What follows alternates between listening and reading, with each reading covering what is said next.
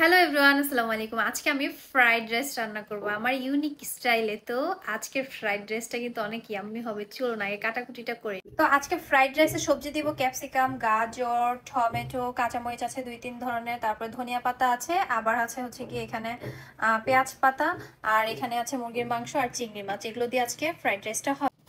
প্রথমে আমি কেটে নিব ক্যাপসিকাম। তো ক্যাপসিকাম গুলোকে একদমই আমি হচ্ছে গিয়ে কিমা কিমা করে কেটে নিব, কারণ হচ্ছে ক্যাপসিকামে একটু মোটা মোটা থাকলে আমার কাছে ভালো লাগে না, যেরকম কিমা কিমা থাকলে ভালো লাগে।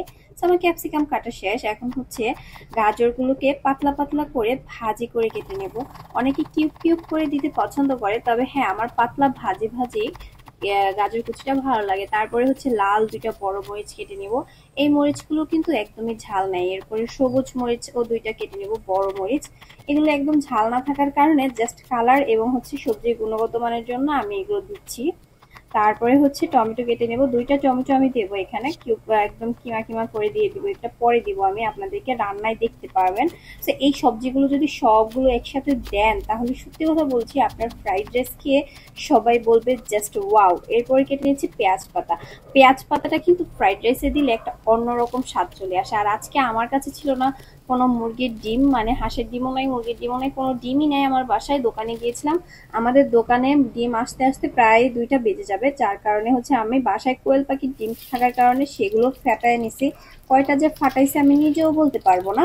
এরপরে কড়াইতে দিয়ে দিলাম 2 টেবিল চামচ ঘি। আজকে ফ্রাইড রাইসটা ইউনিক কেন বলেছি, এই যে ঘিয়ের কারণে। দেখুন কতটা সুন্দর হচ্ছে।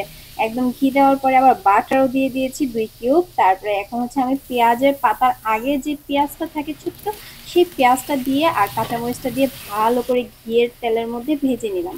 তারপরে দিয়ে দিয়েছিলাম হচ্ছে মুরগির কিমা আর হচ্ছে গিয়ে চিংড়ি মাছের কিমা।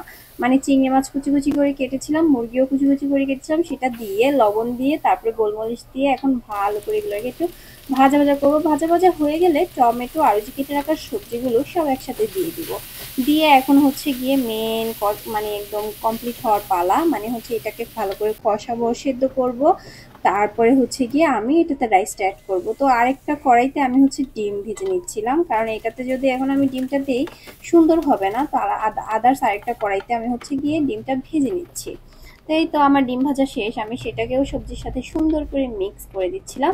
তারপরে দেখলাম যে কালো কড়াইটাতে হচ্ছে মিক্স করা যাবে না, ভাতের সাথে বেশি হয়ে যাবে, তার জন্য আদার্স আরেকটা কড়াইতে ভাত ঢেলে তার উপরে সবজিগুলো দিয়ে এই পর্যায়ে আমি পেঁয়াজ পাতাটা দিলাম। আগে পেঁয়াজ পাতাটা দিলে এটার স্বাদটা একটু নষ্ট হয়ে যায়। এখন আমার এটা একটু হালকা ভিজা ভিজা আছে, ভিজা ভিজা থাকার কারণটা হচ্ছে আমার ভাতটা একটু মানে হাফ সিদ্ধ হওয়া বাকি আছে, যার কারণে আমি একটু ভিজা ভিজা অবস্থায় এখন দমে দিব। দমে দেওয়ার আগে টমেটো সস আর সয়া সস দিয়ে দিলাম। এখন ভালো করে নেড়ে চেড়ে লবণ চেখে তারপরে হচ্ছে গিয়ে ঢাকনা দিয়ে দমে বসাই দেবো।